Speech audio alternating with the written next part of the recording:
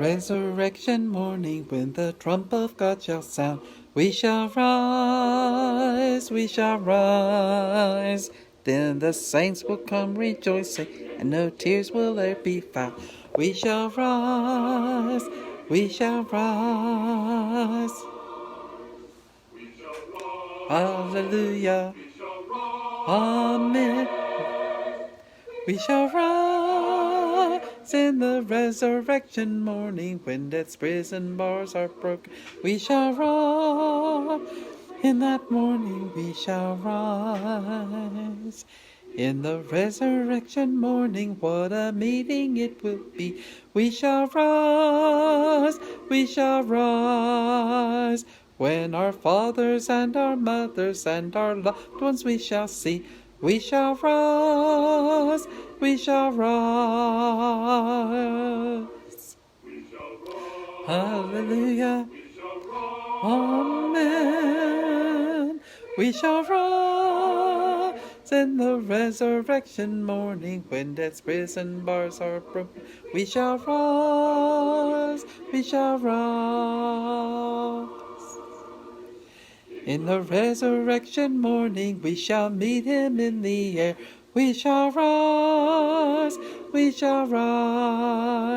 and be carried up to glory, to our home so bright and fair. We shall rise, we shall rise. Hallelujah. Amen. We shall rise in the resurrection morning, when death's prison bars are broken. We shall rise, we shall rise.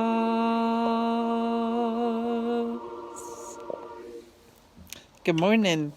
Thank you for coming back and joining me at 10. Doug and I had a meeting to go to at 8:30. Got set yesterday, so we just adjusted. And if you weren't able to make it at 10 because you had other plans, that's fine. Wasn't do it any time through the day. That's the purpose of recording this. Do want to remember, I got a message from my best friend in South Carolina not long ago. They've got some very severe storms heading their way, and having survived Hugo, I have a deep appreciation for their very severe storms. So let's be remembering them in our prayers today. We are picking up, we're still about 40 years after the Israelites have left Egypt. They've done their wandering. They're starting to take over the lands God has promised them, and they're receiving Moses as reminders of the instructions from the Lord. We're picking up in Deuteronomy 21 verse 10 with instructions about marriage to a captive woman. Suppose you go to war against your enemies, and the Lord your God hands them over to you, and you take captives. And suppose you see among the captives a beautiful woman, and you are attracted to her and want to marry her. If this happens, you may take her to your home, where she must shave her head, cut her fingernails, and change all her clothes. Then she must remain in your home for a full month, mourning for her father and mother. After that you may marry her. But if you marry her and then decide you do not like her, you must let her go free. You may not sell her or treat her as a slave, for you have humiliated her. Rights of the firstborn, beginning in Deuteronomy 21, verse 15. Suppose a man has 2 wives, but he loves one and not the other, and both have given him sons. And suppose the firstborn son is the son of the wife he does not love. When the man divides his inheritance, he may not give the larger inheritance to his younger son, the son of the wife he loves. He must give the customary double portion to his oldest son, who represents the strength of his father's manhood, and who owns the rights of the firstborn son, even though he is the son of the wife his father does not love. Dealing with a rebellious son, beginning in Deuteronomy 21:18. Suppose a man has a stubborn, rebellious son who will not obey his father or mother, even though they discipline him. In such cases, the father and mother must take the son before the leaders of the town. They must declare, "This son of ours is stubborn and rebellious and refuses to obey. He is a worthless drunkard." Then all the men of the town must stone him to death. In this way you will cleanse this evil from among you, and all Israel will hear about it and be afraid. various regulations beginning in Deuteronomy 21, verse 22. If someone has committed a crime worthy of death and is executed and then hanged on a tree, the body must never remain on the tree overnight. You must bury that body the same day, for anyone hanging on a tree is cursed of God.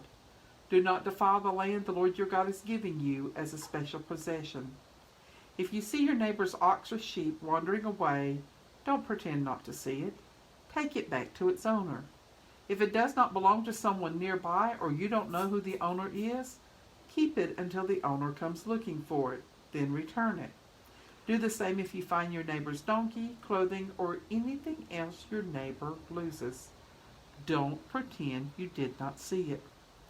If you see your neighbor's ox or donkey lying on the road, do not look the other way. Go and help your neighbor get it to its feet. A woman must not wear men's clothing, and a man must not wear women's clothing. The Lord your God detests people who do this. If you find a bird's nest on the ground or in a tree, and there are young ones or eggs in it with the mother sitting in the nest, do not take the mother with the young. You may take the young, but let the mother go, so you may prosper and enjoy a long life. Every new house you build must have a barrier around the edge of its flat rooftop. That way you will not bring guilt of bloodshed on your house if someone falls from the roof. Do not plant any other crop between the rows of your vineyard. If you do, you are forbidden to use either the grapes from the vineyard or the produce of the other crop. Do not plow with an ox and a donkey harnessed together. Do not wear clothing made of wool and linen woven together. You must put tassels on the four corners of your cloaks. Regulations for sexual purity, beginning in Deuteronomy 22, verse 13. Suppose a man marries a woman, and after sleeping with her, changes his mind about her, and falsely accuses her of having slept with another man. He might say, I discovered she was not a virgin when I married her. If the man does this, the woman's father and mother must bring the proof of her virginity to the leaders of the town. Her father must tell them, I gave my daughter to this man to be his wife, and now he has turned against her. He has accused her of shameful things, claiming that she was not a virgin when he married her.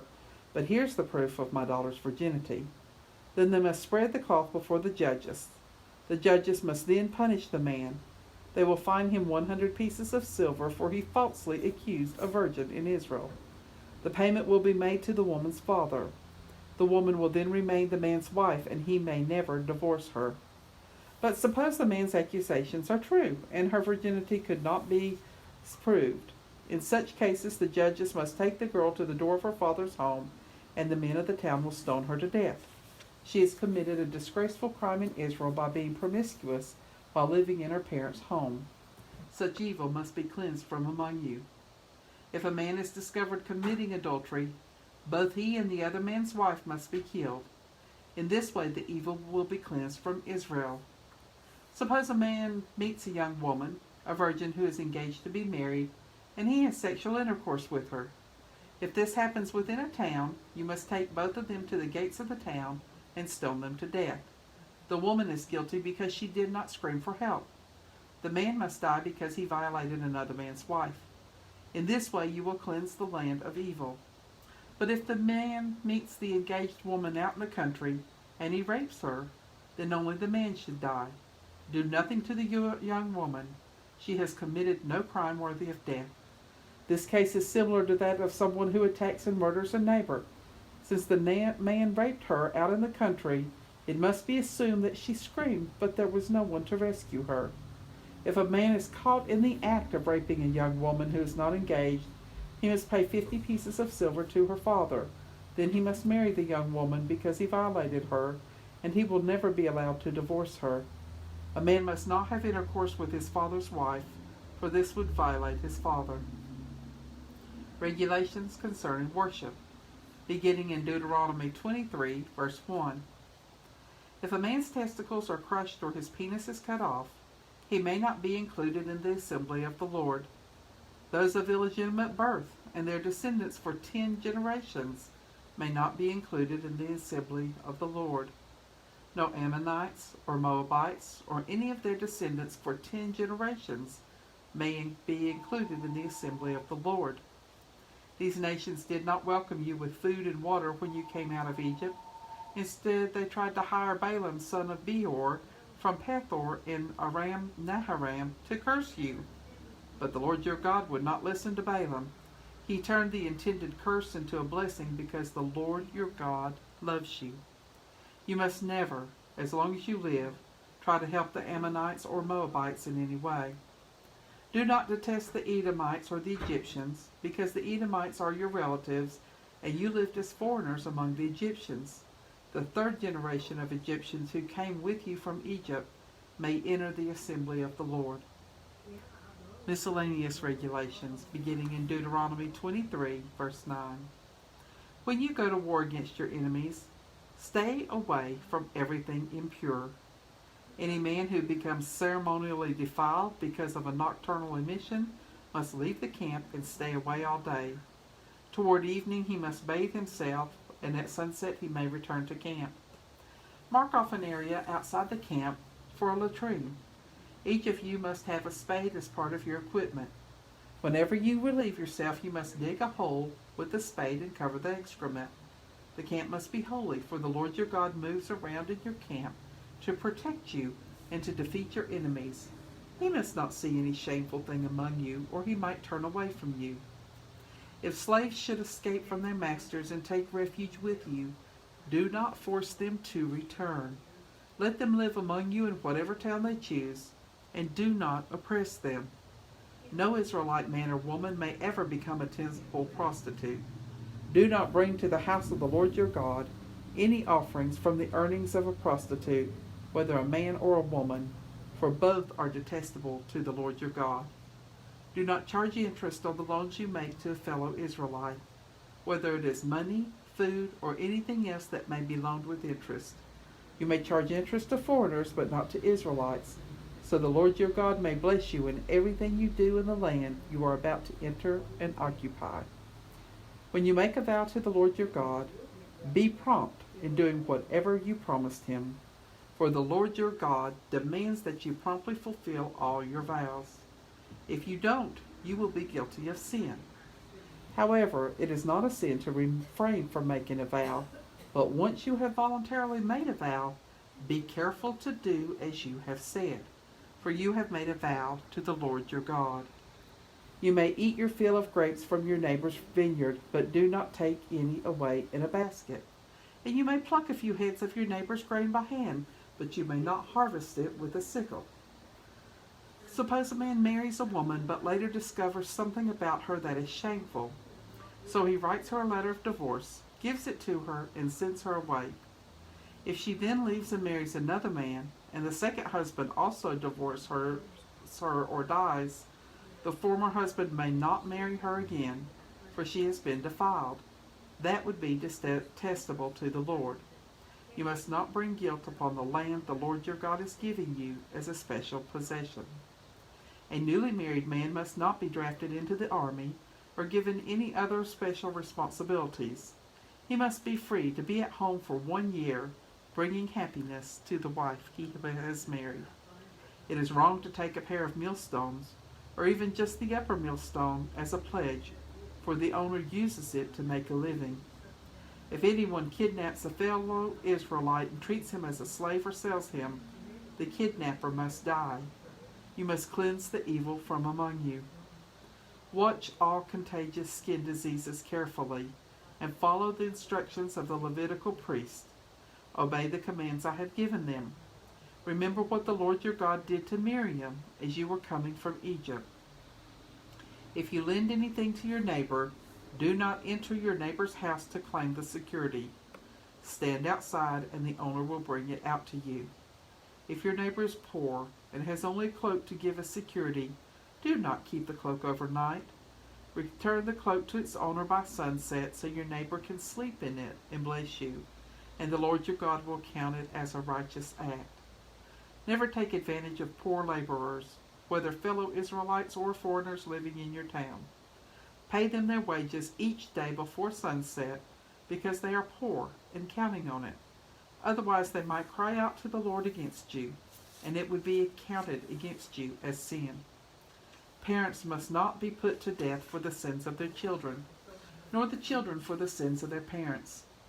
Those worthy of death must be executed for their own crimes. True justice must be given to foreigners living among you and to orphans, and you must never accept a widow's garment in pledge of her debt.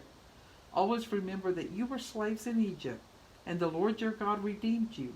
That is why I've given you this command.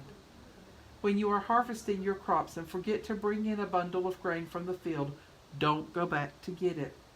Leave it for the foreigners, orphans, and widows. Then the Lord your God will bless you in all you do. When you beat the olives from your olive trees, don't go over the boughs twice. Leave some of the olives for the foreigners, orphans, and widows. This also applies to the grapes in your vineyard. Do not glean the vines after they are picked, but leave any remaining grapes for the foreigners, orphans, and widows. Remember that you were slaves in the land of Egypt. That is why I am giving you this command. Suppose two people take a dispute to court, and the judge declares that one is right and the other is wrong. If the person in the wrong is sentenced to be flogged, the judge will command him to lie down and be beaten in the presence with the number of lashes appropriate to the crime. No more than 40 lashes may ever be given. More than 40 lashes would publicly humiliate your neighbor. Do not keep an ox from eating as it treads out the grain. If two brothers are living together on the same property, and one of them dies without a son, his widow must not marry outside the family. Instead, her husband's brother must marry her and fulfill the duties of a brother-in-law. The first son she bears to him will be counted as the son of the dead brother, so that his name will not be forgotten in Israel. But if the dead man's brother refuses to marry the widow, she must go to the town gate and say to the leaders there, "My husband's brother refuses to preserve his brother's name in Israel. He refuses to marry me." The leaders of the town will then summon him and try to reason with him. If he still insists that he doesn't want to marry her, the widow must walk over to him in the presence of the leaders, pull his sandal from his foot, and spit in his face. She will then say, "This is what happens to a man who refuses to raise up a son for his brother." Ever afterward, his family will be referred to as the family of the man whose sandal was pulled off. If two Israelite men are fighting, and the wife of one tries to rescue her husband by grabbing the testicles of the other man, her hand must be cut off without pity. You must use accurate scales when you weigh out merchandise, and you must use full and honest measures. Yes, use honest weights and measures, so that you will enjoy long life in the land the Lord your God is giving you. Those who cheat with dishonest weights and measures are detestable to the Lord your God. Never forget what the Amalekites did to you as you came from Egypt.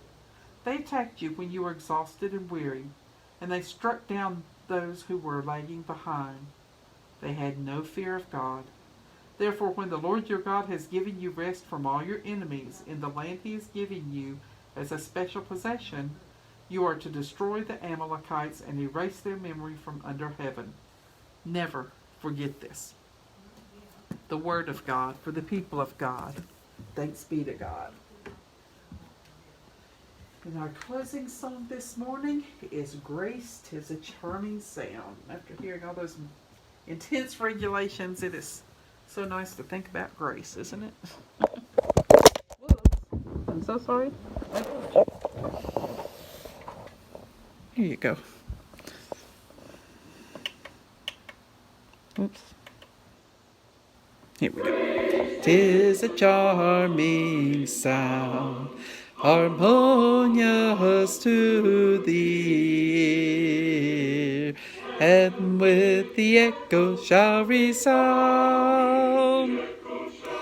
And with the echo shall resound, and all the earth shall hear, and all the earth shall hear, and all the earth shall hear.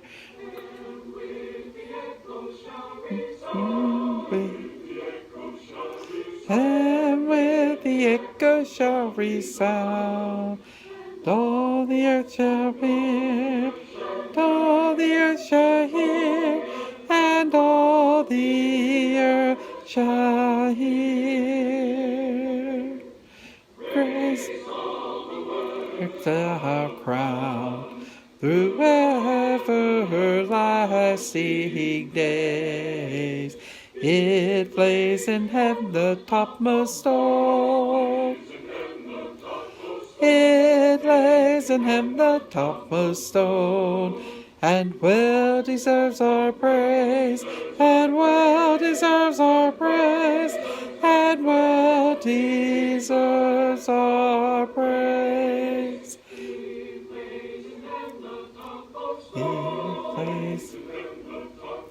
It lays in heaven the topmost stone, and well deserves our praise, and well deserves our praise, and well deserves our praise.